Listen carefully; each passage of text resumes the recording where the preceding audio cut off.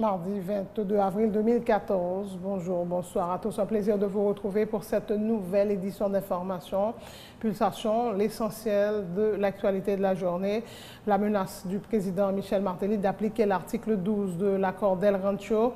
Si le Parlement refuse de voter les amendements à la loi électorale, a été mal reçu, même dans le camp du chef de l'État. Le sénateur Edwin Zeni, fervent défenseur de Michel Martelly, a indiqué qu'il n'a pas l'intention de suivre le président dans cette voie qui pourrait conduire le pays vers une crise à l'issue incertaine. Il appelle le chef de l'État à tenir compte de l'intérêt du pays.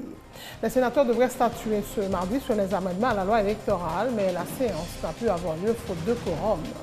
La ministre de l'Économie et des Finances a fait ce mardi le dépôt du projet de budget pour l'année fiscale en cours à la Chambre des députés. Marie-Carmel Jamari s'est gardée de répondre aux questions des journalistes. Elle annonce une conférence de presse ce mercredi. Le projet de budget est évalué à 118 milliards de gouttes, apprend-on de sources parlementaires.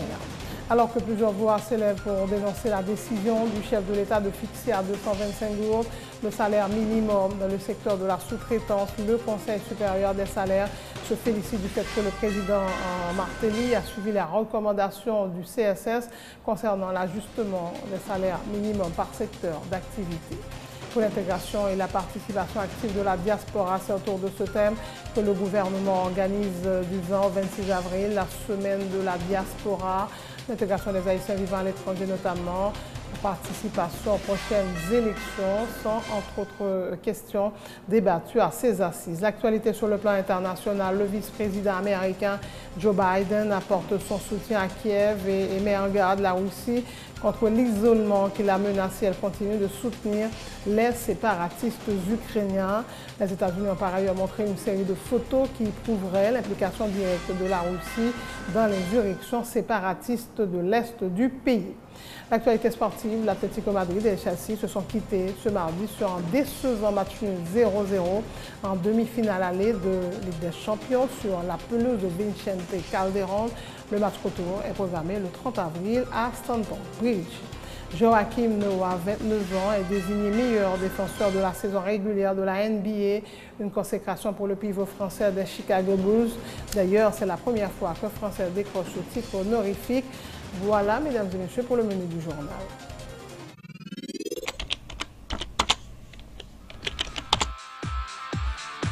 Bienvenue à cette édition d'Information Pulsation, l'essentiel de l'actualité de la journée. Merci de votre fidélité. Bienvenue dans ce premier numéro de Pulsation Week-end.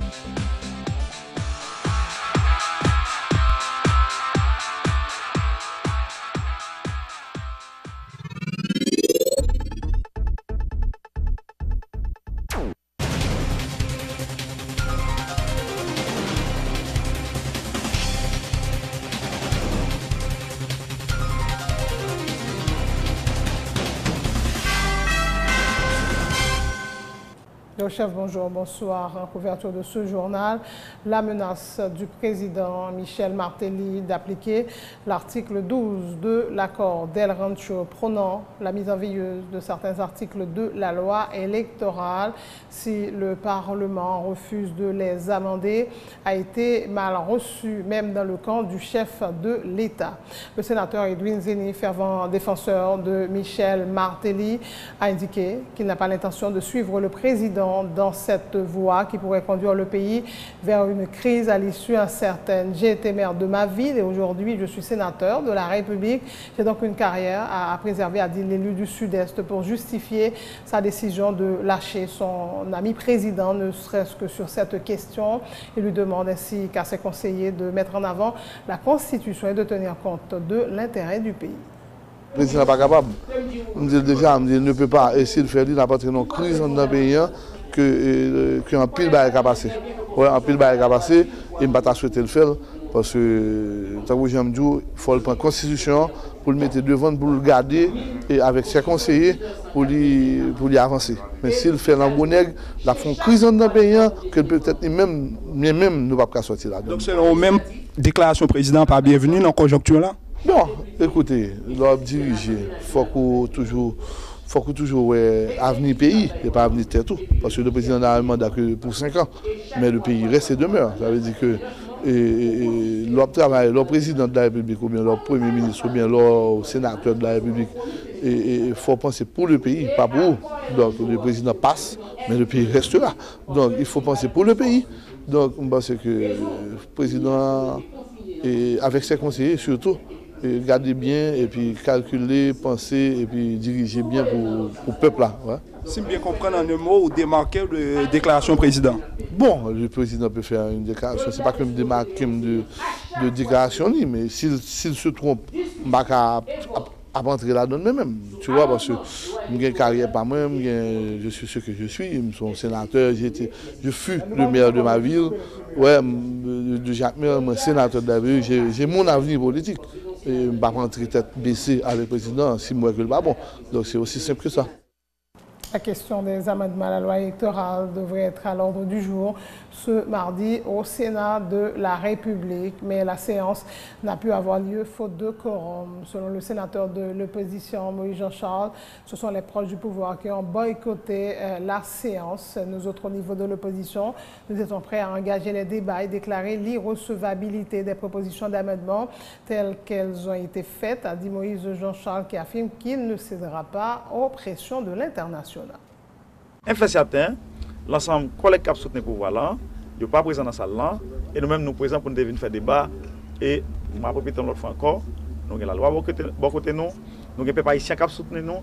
Ensuite, l'une proposition, nous proposition pour le pays. C'est ça que je dis, nous ne pouvons pas capituler devant la pression de la communauté internationale, et nous classons sur ça, il faut que la loi triomphe en dedans. Oui, il y a un peu de pression, mais nous ne pouvons pas céder. Et c'est raison ça qui fait même nous pas presser pour nous être capables de voter n'importe comment. Jean était passé dans la Chambre des députés. C'est là que la communauté internationale a dit pour le voter rapide.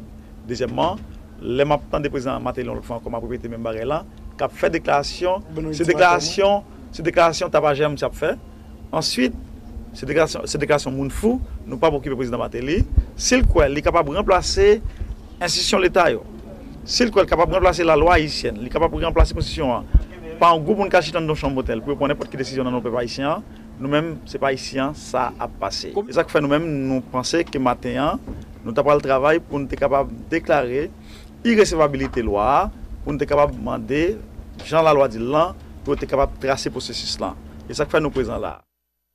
Le président du bloc des parlementaires pour le renforcement institutionnel, Prince Sadak Dieudonné, a indiqué que le chef de l'État ne pourra nullement appliquer l'article 12 de l'accord d'El Rancho, même si le Parlement ne vote pas les amendements à la loi électorale. Le parlementaire fait remarquer qu'il est précisé dans l'article en question que ce sont les partis qui étaient engagés dans les discussions qui doivent constater que les amendements à la loi électorale n'ont pas été votés, ensuite les mettre en veilleuse. Or, le Parlement, fait-il remarquer, l'une des parties concernées ne va jamais déclarer l'opportunité d'appliquer l'article 12 de l'accord du 14 mars.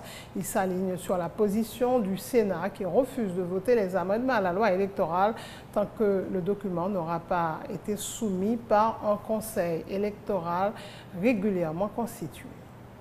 Sénateur, il a tout à fait raison. C'est seulement le conseil électoral là qui est capable d'élaborer projet de loi électorale. Or, le président Matéli, il n'a pas même adressé au conseil électoral, c'est lui-même de son propre chef qui prépare avec le conseiller, il a préparé un texte et il va lire dans le Parlement. Donc, c'est à bon droit que les sénateurs ont rejeté le projet de loi ça, qui foncièrement inconstitutionnel, foncièrement illégal. Nous ne sommes pas liés par l'accord. D'ailleurs, nous-mêmes, dans le niveau chambre des députés, nous avons voté le texte là, nous supprimons le visa qui était parlé de accord El Rancho, parce que nous ne sommes pas liés par l'accord. Et vous savez déjà que la Chambre des députés avait rejeté l'accord dans sa globalité. Nous avons rejeté l'ensemble de l'accord, de telle sorte que nous-mêmes, dans le niveau Chambre des députés, nous ne pouvons pas reconnaître l'accord El Rancho. Et les sénateurs, eux-mêmes tout, ils ont dit qu'ils ne sont pas liés par l'accord El Rancho. C'est ça que fait, nous battons en consultation gratuite à président Matéli, à conseiller président Matéli, nous disons qu'ils ne sont pas capables de mettre article 12 accord El Rancho en application parce que article 12 a dit c'est parti qui pour constater que loi électorale là n'est pas amendée. Qui est-ce qui parti selon accord El Rancho?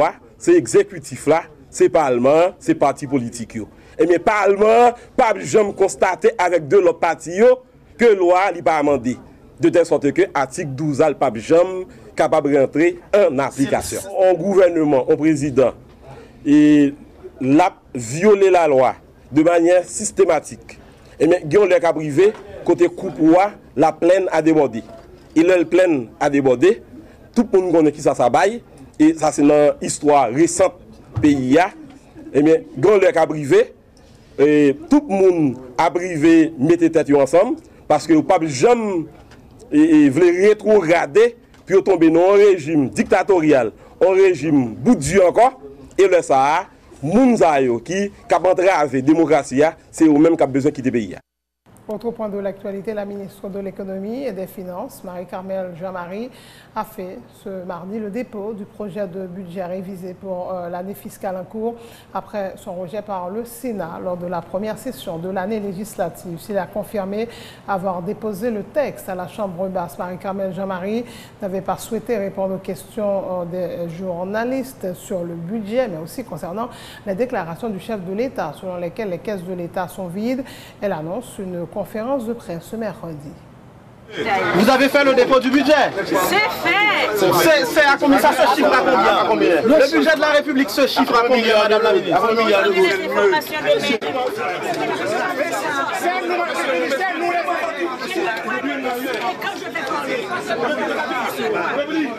vous ai déjà dit. Ma ministre n'en parlait. Et voilà, pas contente du tout, Marie-Carmel Jean-Marie. Le projet de budget est évalué à 118 milliards de gourdes, apprend-on de sources parlementaires.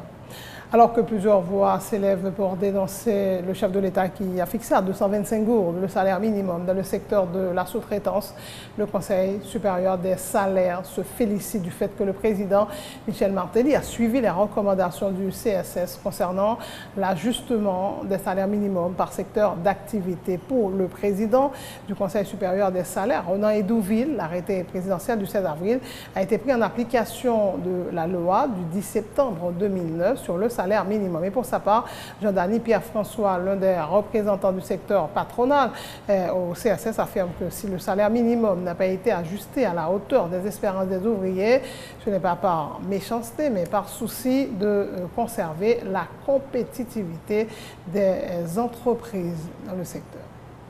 Au niveau du CSS, nous exprimons satisfaction nous dans la mesure où que décision ça traduit bien évidemment un intérêt de l'exécutif et bien pour question et salaire, pour question travail en Haïti. C'est peut-être ça que nous exprimons notre satisfaction. Et la deuxième chose que nous voulons faire ressortir de façon très claire, eh bien cet arrêté, ce n'est pas une loi, c'est un arrêté d'application de la loi de novembre de la loi de septembre 2009. En tant que représentant secteur patron, je comprends la position ouvrière qui a demandé plus que ça nous proposait. Et je compte sur nous, membres de la presse, pour nous aider conseil et moi-même comme représentant secteur patron pour nous expliquer ouvriers. Ce n'est pas par mauvaise foi que nous pas baillons plus que ça nous proposait, mais c'est parce que nous avons réfléchi pour eux. Nous connaissons que 225 gouttes là, certainement très coincé pour eux. Et c'est ça que nous espérons que l'État haïtien est capable de des mesures d'accompagnement qui permettent de raccommoder pour vivre avec lui. Mais nous sommes certains que ce n'est pas suffit. Mais le problème, c'est que si nous un salaire qui est trop haut, nous sommes trop contents de dire ouvriers que nous avons 500, nous avons 600, c'est facile, mais ça c'est quand nous avons fait politique, nous avons fait au plaisir, mais il y a des risques, il y a des conséquences, parce que dans le secteur, dans la région, il y a d'autres pays qui ont aussi le même type de travail. Et dans le pays, il y a des salaires minimums qui moins que ça nous-mêmes en Haïti. Donc, si nous baillons trop, nous risquons pas compétitifs. Mais espérons que nous sommes capables de comprendre et nous sommes capables d'aider, expliquer à ouvriers ça, qui sont capables de tendance à le prendre la rue, que ce n'est pas parce que nous parlons, mais ce n'est pas parce que nous de mauvaise foi, mais c'est parce que nous travaillons dans l'intérêt pour qu'il y ait un job et dans l'intérêt l'autre monde qui peut travailler, que nous espérons que en maintenant Haïti compétitif, il y a l'autre investisseur qui a bien créé emploi. Daniel Altini, qui représente l'État en CSS, assure que les discussions sont toujours en cours avec le patronat et les ouvriers autour du quota de production. Interrogé sur les informations selon lesquelles les donneurs d'ordre étaient prêts à payer au moins 300 gouttes par jour au lieu des 225 gouttes proposées par le gouvernement pour les employés du secteur de la sous-traitance, Jean-Franck Noisimont, qui représente le secteur syndical, a indiqué que le Conseil n'a pas à suivre les donneurs d'ordre, mais la Constitution haïtienne. Salaire minimum, c'est qui s'allie? C'est salaire plancher. L'ouvrier, dans ces industries-là, travaille à la pièce, à la tâche. D'accord? Donc, salaire supposé son salaire qui a fluctué, dépendamment de rendement. S'il produit plus, c'est normal pour gagner plus. S'il produit moins, c'est normal pour gagner moins. Mais la loi dit, si Mounsa, on joue, la travail, il n'a pas senti bien, il n'a pas qu'à travailler, il n'a pas atteint le rendement, il n'a pas même produit, même pour 200 gouttes, la loi dit, il est supposé toucher 200 gouttes. Pour l'instant, CSS ils font un travail qui est respectable, il est fixé, il a augmenté le salaire minimum dans l'entreprise sous ça à 225 gouttes. Nous quittons la loi de 2009 dit là, mais CSS a travaillé avec le secteur patronal, secteur syndicat, sous paramètres ça, qui c'est deux paramètres. Quota de production pour chaque pièce. Si c'est 1000 pièces qui est dans l'industrie, ça, on fait pour 1000 pièces. Et le coût de chaque pièce. Nous pas gagner pour nous tenir compte de ça que les donneurs d'ordre disent nous. Parce que nous-mêmes, nous sommes avant tout des responsables. Et je crois que nous sommes esclaves de loi 2009 là qui dit, et je crois que l'article 4 est clair là-dessus, il dit que le Conseil supérieur des salaires se réunit 3 mois avant la fin de chaque exercice afin de reviser s'il y a lieu le salaire minimum en fonction des indices macroéconomiques. Mais de l'on pose la question ça, est-ce que c'est des donneurs d'ordre que nous devons suivre ou bien c'est loi qui émanent du Parlement noir que nous-mêmes nous devons suivre? Là, moi, je pense que c'est des responsables nous. Nous n'avons aucun problème si les donneurs d'ordre, ils veulent venir pour ton bagage qui est capable d'améliorer les conditions de travail ouvrier nous. Parce que nous-mêmes, nous-mêmes qui parlons là, nous sommes syndicalistes. Au contraire, nous-mêmes, nous bataille pour meilleures conditions de travail. Au contraire, nous allons beaucoup plus loin. Nous disons que nous bataille pour ça, un emploi vert, côté ouvrier, ça l'a touché, capable de subvenir à besoin, capable de permettre que mon lui-même réaliser des bagages en tenant compte de ça qu'il a réalisé. Voilà, le CSS entend suivre la loi de 2009, la loi sur le salaire minimum. Le secrétaire général de l'Union des parents d'élèves progressistes haïtiens, l'UPEP, Léo Lito, lui appelle le ministre de l'Éducation nationale, Nesmi Maniga, à dialoguer avec les différents syndicats d'enseignants pour éviter qu'ils ne mettent à exécution menaces de grève. Plusieurs syndicats d'enseignants des écoles publiques appellent le titulaire du ministère de l'Éducation nationale à respecter les engagements pris par le gouvernement haïtien concernant notamment une revalorisation salariale et la régularisation de la situation de centaines d'enseignants qui travaillent depuis plusieurs années dans le système sans avoir de lettre de nomination. Nous-mêmes, nous demandons aux responsables ministres de l'Éducation nationale dans l'immédiat pour rencontrer avec les syndicats enseignants pour éviter ni grève demain, alors bien dit demain c'est 23, il y a une grève qui est lancée pour demain à 28. Pour grève ça, nous avons entente avec les syndicats enseignants et puis nous demandons des syndicats enseignants tout pour chita avec les responsables dans l'intérêt par qui lève. Après des rencontres qu'ils peuvent faire avec une délégation qui sortit de Washington avant hier, ils ont dit nous, premièrement, le programme n'est fini, pas de financement pour lui encore. Deuxièmement, l'autre groupe élèves, directeur de l'école, qui recruté, ils n'ont pas payé pour eux. Ça, c'est le gouvernement avec directeur de l'école qui cap comme ça a fait. Et les considérer manifestation qu'a fait actuellement pour psycho parce qu'il n'y a pas qu'à payer. Qu'on a pour gagner environ 200 000 timoun, ils ont recruté qu'on a dans le programme qui pas besoin de cob. Donc je pense que ça c'est vraiment son bon lié, mais son bon, mais nous-mêmes comme relation parents d'élèves, nous pas qu'à belle contrairement avec sa ministre de l'Éducation nationale ou bien responsable PT au tap caché. Et réalité, tandis que blanc là, sous panel là, l'autre jour, ils ont dit nous pas de financement pour le programme. Nous avons des déclarations ministre, comme ministre fait venir nous-mêmes, et nous lancer appel là-bas, ministre. Nous avons des ministres qui ont des chiffres, par exemple, et élaborer combien de chaque monde dans le système selon les grades et dans le système, combien il a touché. même pas attendre ministre poser problématique tant coup rencontrer avec syndicat enseignant yo. Gen ba ça dit mais on a fort ministre rencontrer avec syndicat enseignant yo. Et nous même nous tout prêt, je nous dis pour nous jouer rôle ça même je nous fait une fois.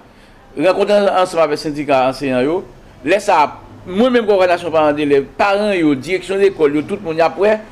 Est-ce que directeur, est-ce que syndicat enseignant va camper son bit et raide ou bien est-ce qu'il y a flexible? Contre-nouvelle pour l'intégration et la participation active de la diaspora.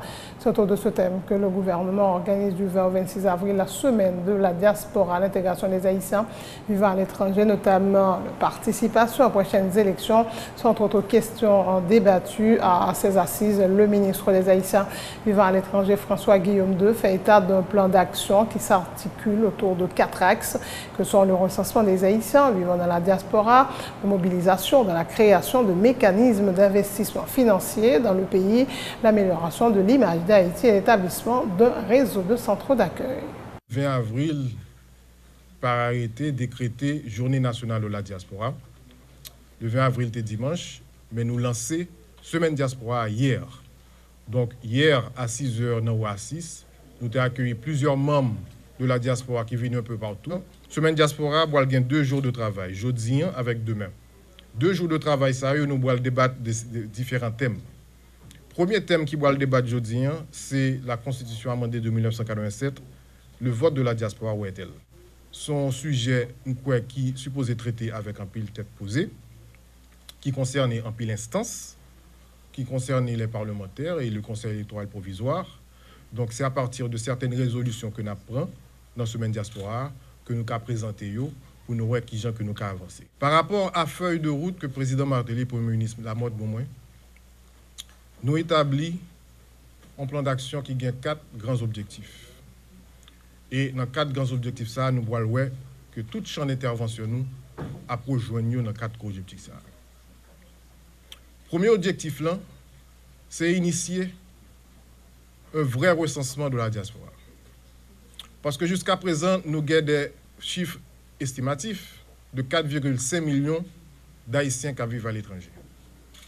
Mais il est extrêmement important pour nous gagner un nombre beaucoup plus réel. Et ceci, nous avons fait en collaboration avec l'ONU, nous avons fait en collaboration avec le ministère des Affaires étrangères. 4e objectif que nous gagnons, c'est pour nous établir un réseau de centres d'accueil pour les Haïtiens qui vivent à l'étranger. Réseau de centres d'accueil, ça, c'est non seulement un centre d'accueil ici en Haïti, côté Haïtien qui viennent ici, qui a joué une information dans le centre d'accueil. Nous avons plein de 90 jours. Plein de 90 jours, ça, ils doivent mettre un plan d'action en différentes phases sur 4 objectifs. Ça. Le ministère des Haïtiens à l'étranger, son ministère qui, malheureusement, pas toujours bénéficié d'un budget qui répond à la responsabilité.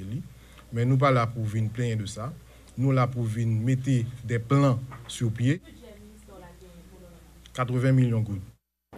Et voilà, c'est la fin de ce journal. Le rappel des titres avant de prendre congé de vous, la menace du président Michel Martelly d'appliquer l'article 12 de l'accord d'El Rancho si le Parlement refuse de voter les amendements à la loi électorale a été mal reçu, et même dans le camp du chef de l'État. Le sénateur Edwin Zeni, fervent défenseur de Michel Martelly, a indiqué qu'il n'a pas l'intention de suivre le président dans cette voie qui pourrait conduire le pays vers une crise à l'issue incertaine. Il appelle le chef de l'État à tenir compte de l'intérêt du pays. Les sénateurs devraient statuer ce mardi sur les amendements à la loi électorale, mais la séance n'a pu avoir lieu faute de quorum. La ministre de l'Économie et des Finances a fait ce mardi le dépôt du projet de budget pour l'année fiscale en cours à la Chambre des députés. Marie-Carmel Jean-Marie s'est gardée de répondre aux questions des journalistes. Elle annonce une conférence de presse ce mercredi. Le projet de budget est évalué à 118 milliards de gourdes, apprend-on, de sources parlementaires. Alors que plusieurs voix s'élèvent pour dénoncer la décision du chef de l'État de fixer à 225 gourdes le salaire minimum dans le secteur de la sous-traitance, le Conseil supérieur des salaires se félicite du fait que le président Martelly a suivi les recommandations du CSS concernant l'ajustement des salaires minimums par secteur d'activité. Pour l'intégration et la participation active de la diaspora, c'est autour de ce thème que le gouvernement organise du 20 au 26 avril la semaine de la diaspora, l'intégration des Haïtiens vivant à l'étranger, notamment leur participation aux prochaines élections, sont autres questions débattues à ces assises. Le vice-président américain Joe Biden apporte son soutien à Kiev et met en garde la Russie contre l'isolement qui la menace si elle continue de soutenir les séparatistes ukrainiens. Les États-Unis ont par ailleurs montré une série de photos qui prouveraient l'implication directe de la Russie dans les insurrections séparatistes de l'Est du pays. L'Atlético Madrid et Chelsea se sont quittés ce mardi sur un décevant match nul 0-0 en demi-finale aller de Ligue des Champions sur la pelouse de Vicente Calderón.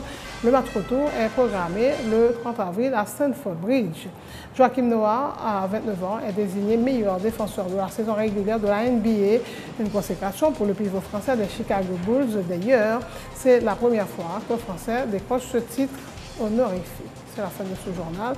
Merci de votre attention. Bonne suite de programme. Je te remercie.